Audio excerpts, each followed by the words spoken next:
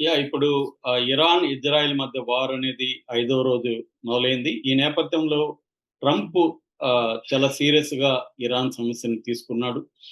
అందుకని ఇరాన్ గూడా అమెరికా స్థావరాల మీద దాడి చేస్తామని చెప్తుంది. ఆల్రెడీ ఇజ్రాయెల్‌లో టెల్ అవీవ్‌లో అమెరికా ఎంబసీ మీద ఇరాన్ బాంబులు పడ్డాయని చెప్తున్నారు. ఎందుకంటే ఇరాన్ దగ్గర దాదాపు 3000 పైన మిసైల్స్ ఉన్నాయని చెప్తున్నారు.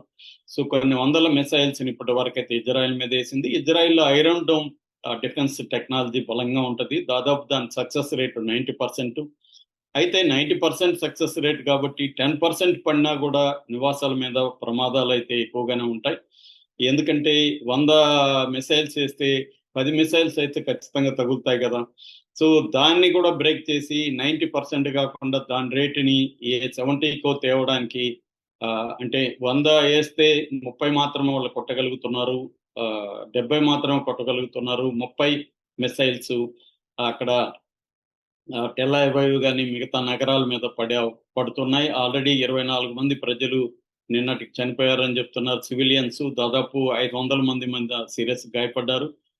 సో, ఈ నేపథ్యంలో ఆహ్, అమెరికా స్థావరాలు ఎందుకంటే మిడిల్ ఈస్ట్, వెస్ట్ ఏషియాలో అమెరికా తన సైన్యాన్ని ఇటు ఆహ్, నేల మీద తర్వాత సీ పోర్టుల దగ్గర ఆహ్, సీ దీంట్లో మోహరించి పెట్టి ఉంటదనమాట. నేవీ, ఎయిర్ ఫోర్సు, ఆర్మీ వీటన్నిటిని. దీన్ని ఇప్పుడు మెల్లగా ఇరాన్ వైపు కదిలిస్తూ గూడా ఉందని చెప్తున్నారు. ఈ నేపథ్యంలో వాళ్ళ మీద అటాక్ చేయాలని ఇరాన్ అనుకునే అవకాశం ఉంది. ఎందుకంటే సిరియాలో ఇలాగే జరిగింది. సిరియాకి అప్పుడు అసాద్ ప్రభుత్వానికి ఇరాన్ సహాయం చేసింది. సో, ఇందులో ప్రధానంగా అసలు ట్రంప్ ఏం కోరుకుంటున్నాడు? ఇరాన్ ఏం కోరుకుంటుంది? ఇజ్రాయెల్ ఏం కోరుకుంటుంది? ఈ నేపథ్యంలో భారతీయుల పరిస్థితి ఏంటి? ఈ విషయాలను మనం బ్రీఫ్‌గా చెప్పుకుందాం. ట్రంప్ ఏం కోరుకుంటున్నాడంటే, ట్రంప్‌కి ప్రధానంగా ఒక ఇమ్మీడియేట్‌గా ఉన్న లక్ష్యం ఏందంటే, ఇరాన్‌లో న్యూక్లియర్ వెపన్ గ్రేడ్ యురేనియం నిల్వల్ని పెంచుకుంటుంది. మామూలుగా న్యూక్లియర్ వెపన్ గ్రేడ్ యురేనియం అంటే 90% ప్యూరిటీ ఉండాలి. మామూలుగా ఇరాన్ ఏం చెప్తుందంటే, లేదు మేము 60% ప్యూరిటీ ఉన్న యురేనియమే మా దగ్గర ఉందని చెప్తుంది. కానీ వీళ్ళు ఒప్పుకోవట్లేదు.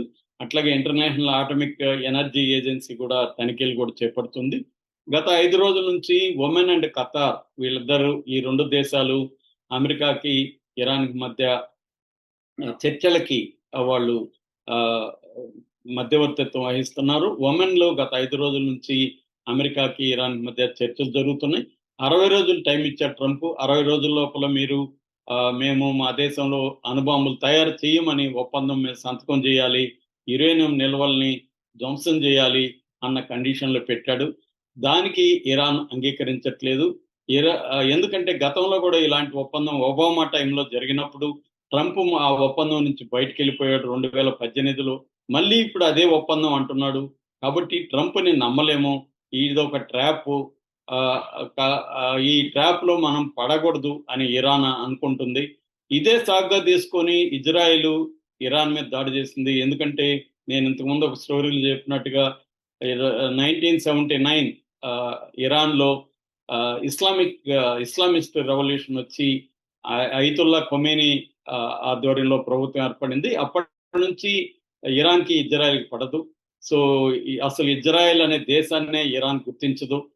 తర్వాత యాక్సిస్ ఆఫ్ రెసిస్టెన్స్ పేరుతో ఇటు లెబనాన్‌లో హిజ్బుల్లాల్ని, యెమెన్‌లో హౌతీల్ని, పాలస్తీనాలో హమస్‌ని, తర్వాత మిగతా చోట్ల అంటే ఇరాక్‌లో, సిరియాలో ఈ ఇస్లామిస్ట్ రెవల్యూషనల్ని తయారు చేసి వీళ్ళందరికీ ట్రైనింగు, డబ్బులు, వెపన్స్ అవన్నీ అందిస్తూ వీళ్ళందరి ద్వారా ఇజ్రాయెల్‌ని అటాక్ చేయిస్తూ ఉంది ఇరాను.